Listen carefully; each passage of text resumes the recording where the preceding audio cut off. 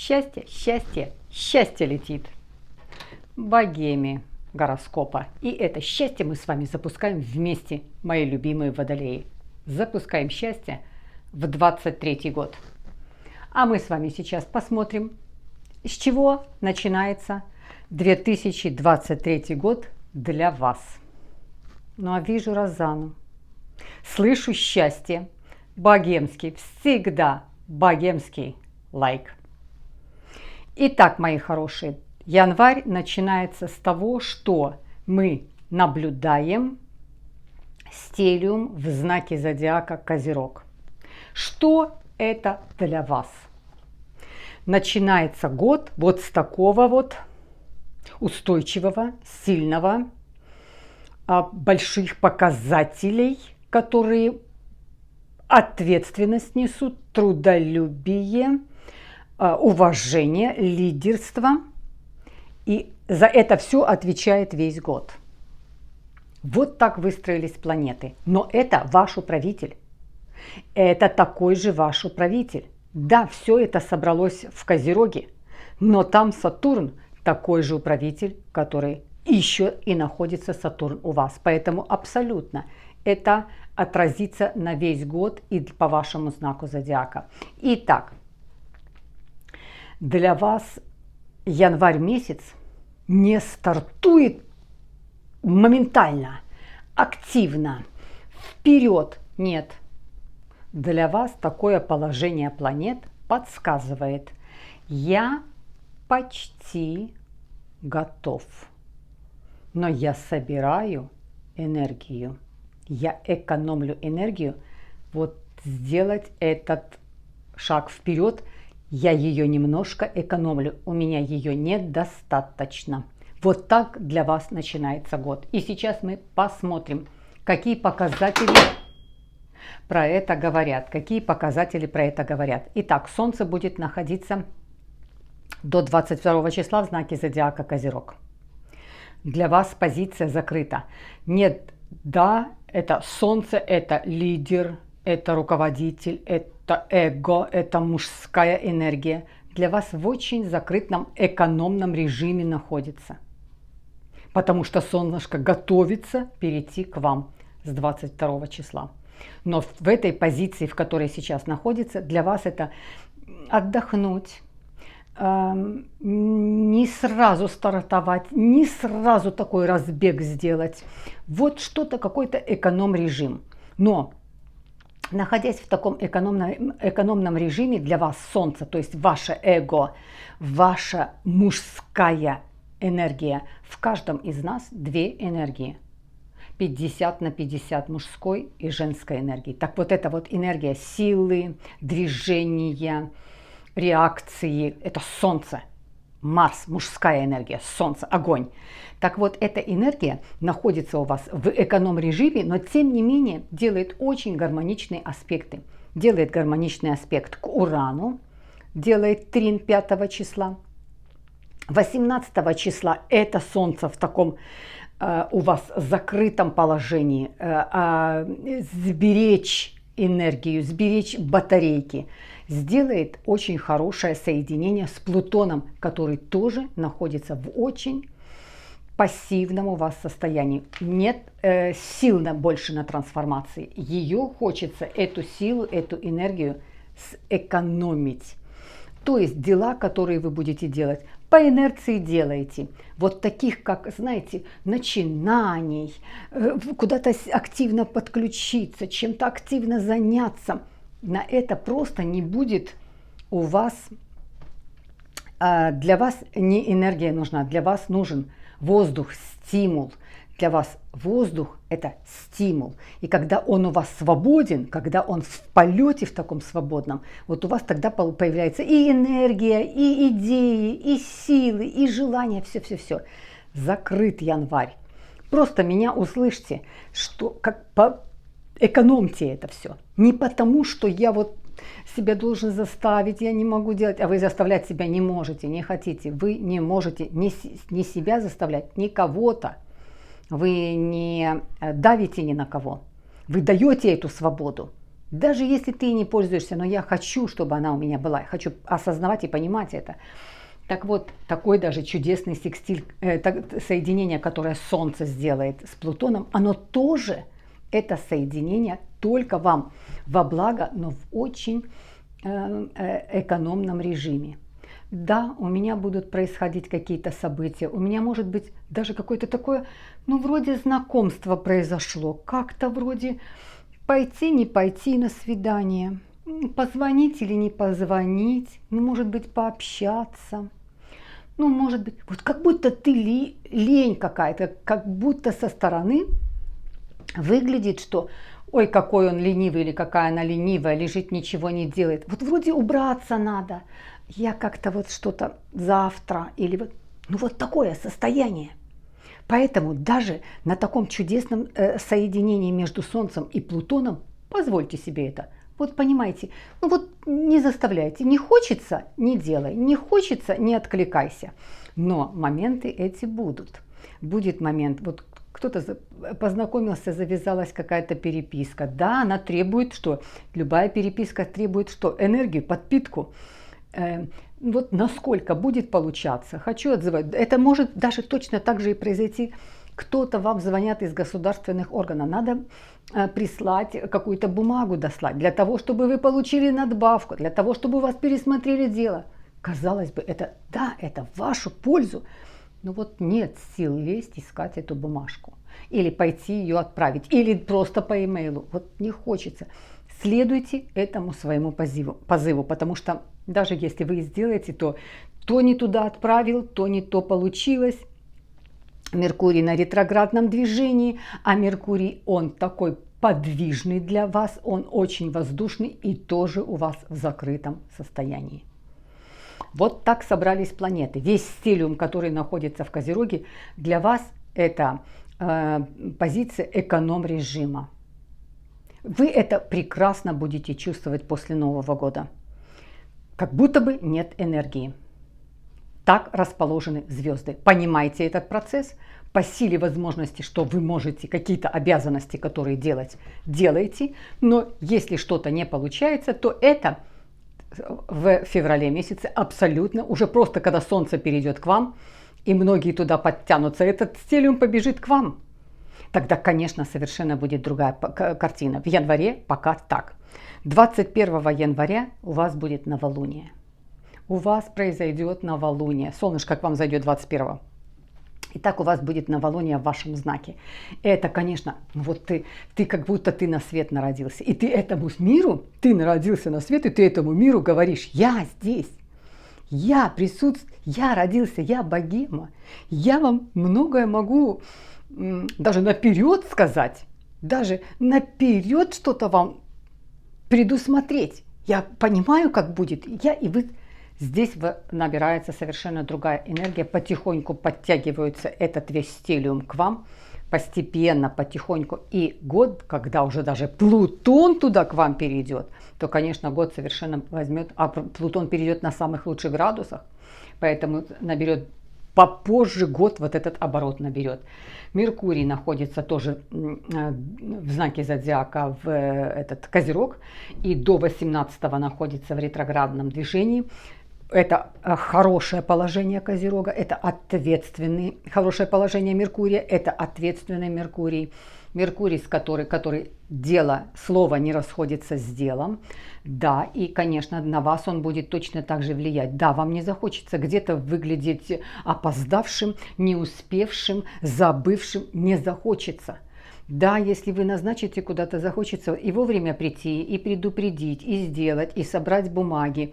Это не кричаще, это не молниеносно, это не быстро, но вы сделаете определенную подготовку.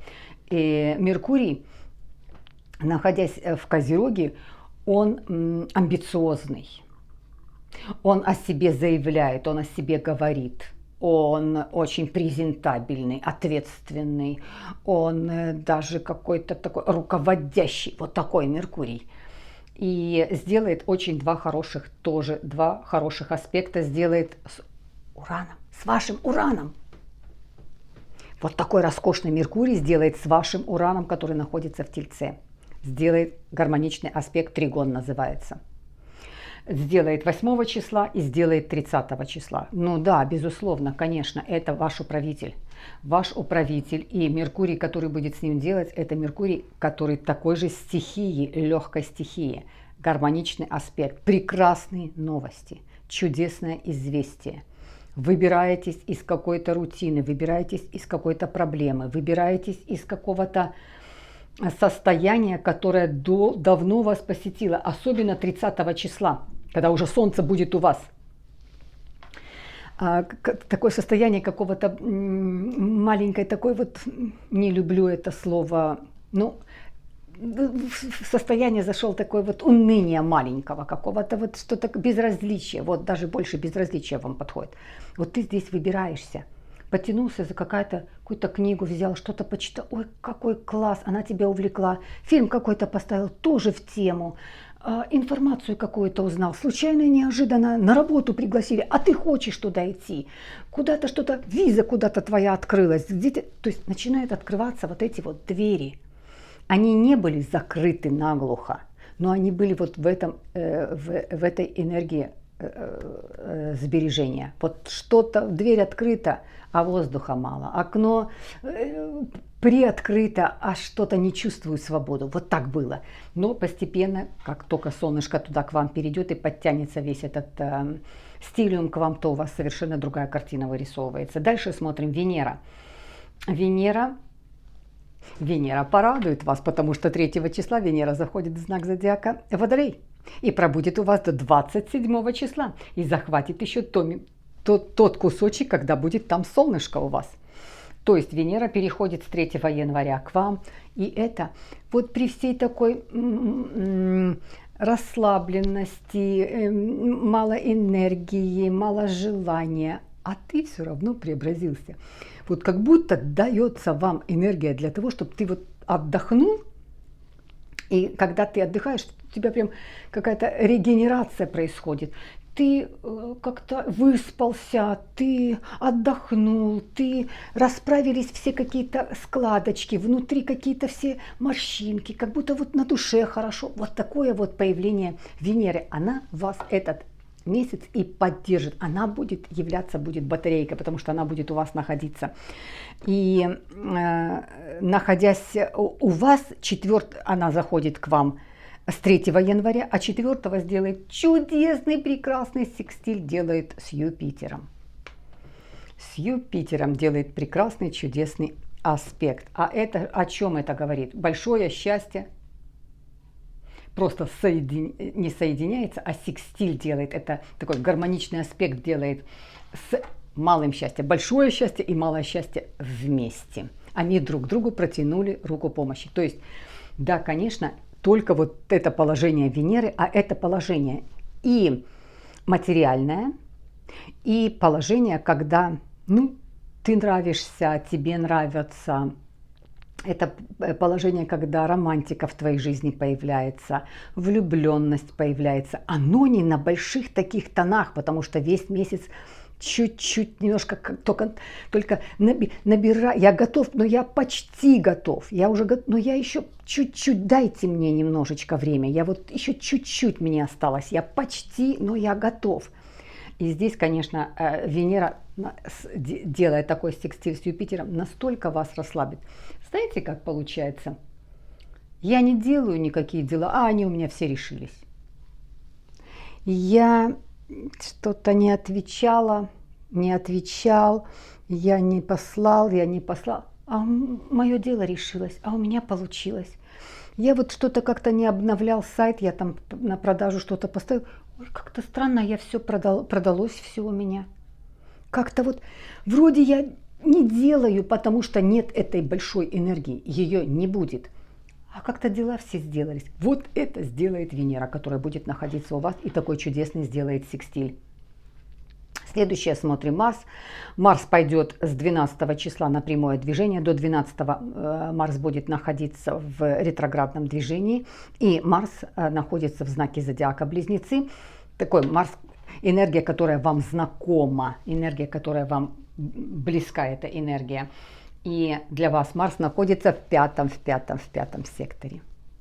А это сектор радости, удовольствия, наслаждения, романтики, встречи. Все немножечко неактивно. Не так, что вы прям вот вошли в какие-то отношения, как прям вот погрузились в эти... Нет, этого не будет. Но оно все будет присутствовать вот таким образом. Тем более подогреваться все будет и поддерживаться все будет Венерой, которая будет находиться у вас. Ну что, мои хорошие, Сатурн, ваш Сатурн готовится к выходу, он уже на последних градусах, и выходит он 7 марта.